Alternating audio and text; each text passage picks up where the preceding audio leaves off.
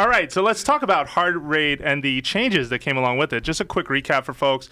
So all the enemies are 33. There are no revives, as usual with hard mode. Primary weapons drop at all major sections, which means the Abyss, Bridge, Crota. Enemies appear to take less flinch damage. And then section by section, they're mostly the same. There's a lot of majors now, so you got to deal with that. And that's yellow bars, their problem.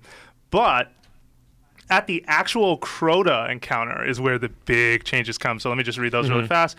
The Chalice does not spawn. Throw it out. Forget about it. It's gone. Gone. Hallowed Wizards will now spawn to the left of Crota. Gatekeepers have been added. Left and right. Left and right. It seems like they only spawn when you kill the Hive Majors up top. Yes, if you kill more than one, I believe. You kill them both? Yeah. If you kill both, it spawns a wizard. Yeah, if you leave one alive, you can avoid spawning wizards. Okay, cool. Okay. That's how we were handling it. All right, so Boomer Knights and all Crota, all Knights in Crota are now majors. Gatekeeper does not need to be down to strike Crota, and Gatekeeper will despawn after the Sword Bearer is dead. And this list of changes came from the Reddit Destiny subreddit. What is it? r/Destiny the game. So great job by the people over there. So anyway, let's talk about Shout it. out to that subreddit. Did you mention the auto enrage? Oh, I didn't. Tell the people. When Crota, it's like 15-20%, right, Alfredo? Yeah, when he gets down to about 15%. Crota gets really pissed, and he automatically enrage, which chains oversouls, and you only have X amount of time to kill him. I think it's like 14 or 15 slams, and then it's 18 slams to kill him. Does he sing a song? Yeah, enrage is bad. Okay. It's bad. Is that what you want? Yeah, so it's pretty bad. So it kind of got to the point where a lot of Guardians have to kind of time their sword strikes depending on like what combos you use or how efficient your team is. We had points where we had to kind of hold off on some strikes just so we can not force enrage on like the last strike and then grab another sword and actually be able to finish him off a lot easier. Yeah, we ran into that. So let me ask you guys this. I watched Alfredo do it, beat the raid, and all you guys have played it. Do you actually like the changes that they made? I do. I think, especially with no Chalice, I think it really stresses the fact that like you have to be efficient during the raid. It's harder to carry someone now through the hard raid, and I think that's a good thing, right? Like, there's a lot of people who just kind of just want to get backpacked through it, but now it's like once you get to the raid up to Crota is more or less the same thing, but once you actually get to Crota, it's like everyone has to be efficient, you know, and it kind of really forces you to do what I really like about the raid, which is work as a team. So I mean, I'm happy. Yep. Goth, I'll let you take it next. I like the changes, but I don't think they went far enough. I think they were kind of lazy with removing the Chalice. I think that maybe they should have given you the option of either no healing or you can use the Chalice, but after X amount of time, it poisons teammates and kills them. So instead of removing mechanics, maybe add more mechanics. Instead of creating an artificial difficulty, actually make it more technical and difficult. I think that would have been the better choice to do. I have to agree with Goth. Be a little bit critical about their design decisions because it seems lazy the way that they changed it. Nothing else in the raid was touched.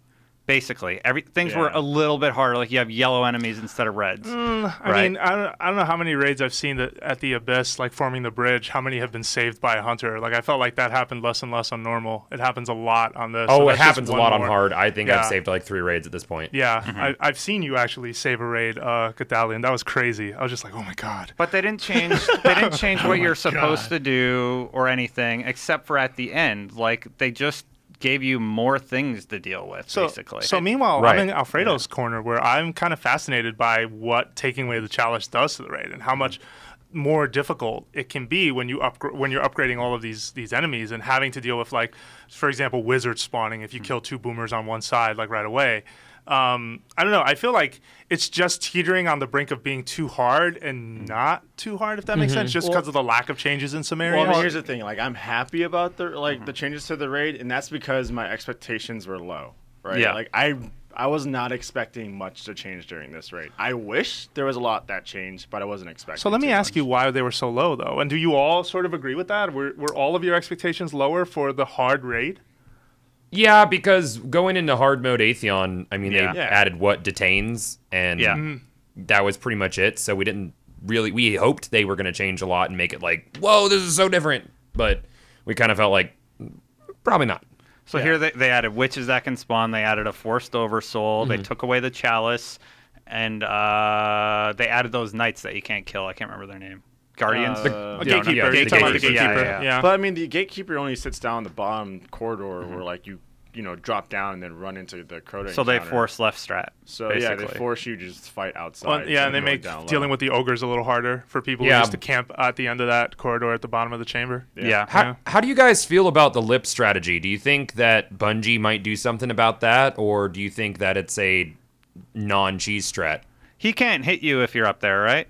Nothing can hit you. Boomers won't touch you. If boomers aren't touching you, then wizards never spawn. Thrall later in the encounter can appear on the other side of the glass and swing through, which is just blowing my mind. We actually that does happen because of that. That does happen. Yeah. I was like, okay. They could also just walk through it, and I'm just like, wait, what? They should fix that. Yeah, that's kind of a pain. I mean, we used to up to a couple of days ago we were running the glass strategy, but I mean we realized that it puts so much pressure on the sword bearer to Absolutely. to kill the sword bearer and like grab the sword, go up there. Yeah. And, like it was just rough. So we started going back to left side strat. And actually, I think Goth we ran left side strat with you yesterday. Yeah, you did. I like left side strat a lot because it gives you the opportunity to make orbs for the sword bearer, where if you're doing the lip strat, there's pretty much no orbs involved, and supers can, reduce the time of the fight significantly. Were you guys sending a Titan to also drop a bubble shield right near or around where boomers would hit the sword bearer? We were doing that to try and avoid him getting killed. We sent that up to I think left tower is when we put the shield and just the blind. Yeah. And then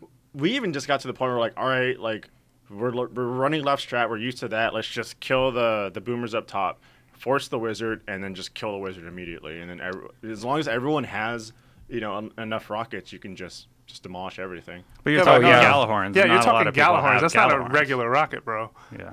Yeah. I feel like the Hunger of Crota does a good job during the fight, especially on the majors that are in the fight.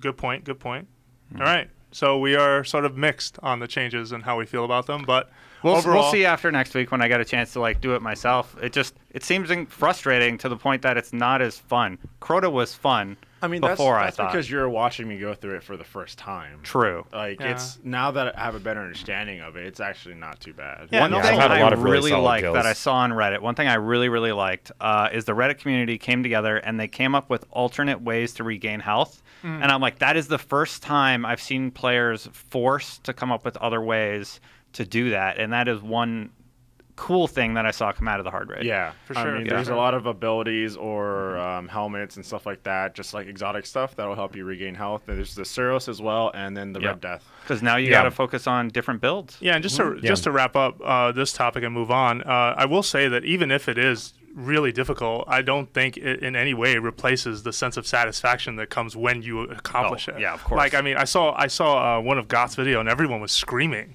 when they took down Crota. It feels good. The first time. Yeah, it feels great. And it's usually that same moment of like intense joy and also extreme disappointment if all you got were shards. You know what I mean? So it's still that. Yeah. And I enjoy it for that. All right, cool. So let's move on to our next topic this week.